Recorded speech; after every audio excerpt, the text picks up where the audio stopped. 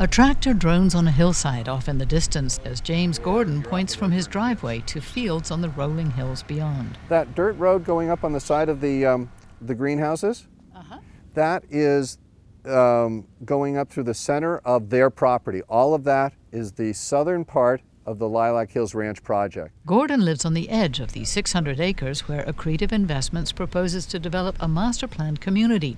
It would add 1,700 homes to where just 110 are called for in the county's general plan for growth.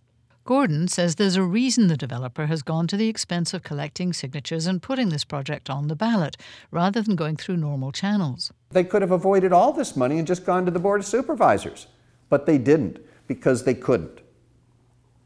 They couldn't because the project wouldn't be approved, and if it was approved, it would be approved with too many conditions. So what do?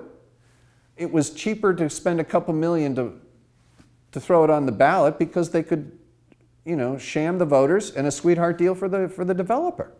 You can't have any of my land. But Paul Schumann, who lives in nearby Fallbrook, supports the Lilac Hills Ranch development and calls the opponents NIMBYs. They're just saying no. They're saying no to virtually every project that comes into the area that has to do with what's in their backyard. And in the back, Schumann helped collect signatures for the ballot measure. Read the initiative. He says there's no sham. The details are all in the 600-page initiative document. It's 608 acres. It's a sustainable master plan community, he says, that has something for everyone. The community, Lilac Hills Ranch, is perfect for a starter, for middle income, higher income, and senior, along with senior housing.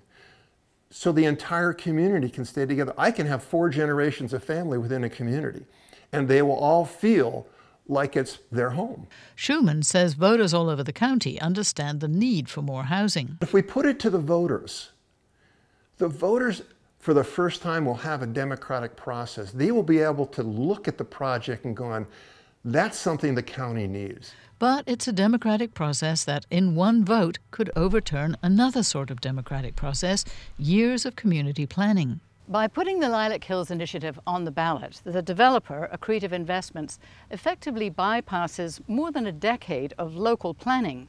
Valley Centre does have plans for a lot more houses, just not here. The roads around Lilac Hills are 2-lane and winding, not wide enough to handle the 19,000 extra car trips a day the project would generate.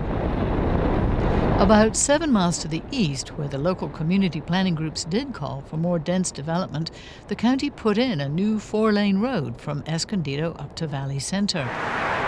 It runs right past where another developer, Kerry Garza, is working on a project of between 300 and 600 new homes. It was the perfect opportunity we saw to actually start the growth of Valley Centre in the place they wanted, in the core of the South Village, and to be the developer that brings the community at large what they really want, a new town center in Valley Centre. Garza is not taking his project to the ballot because he expects to get approval going the normal route. We have 4 different segments of homes. Through the County Planning Commission and the Board of Supervisors. Why would we have problems if we're building exactly what they asked for, right? We're building it per the general plan. We're about 1,000 units a month short from housing. Schumann argues that Lilac Hills is also following the general plan's guidelines. What it calls out for is villages and communities. What are we building? We're building a village community. We're doing exactly what the general plan said. But opponents like Gordon say the developer bought the land cheaply precisely because it was not slated for development. It shifts all of the liability for the substandard roads to the county. He says it will leave county taxpayers and future homeowners to pick up millions of dollars for wider roads and another fire station. He says it's too easy to get projects on the ballot. It doesn't matter whether you're Chula Vista or National City or Rancho Santa Fe. What will happen if this is successful, wherever you have a developer who wants to just make a buck, spend $1 million and make the voters vote on it, it sets a precedent which is disastrous for this county. The unincorporated semi-rural backcountry offers tempting open space for more development, but voters will need to weigh the urgent need for new construction with the precedent that this initiative may set for bypassing the will of local communities anywhere in the county. Alison St John, KPBS News.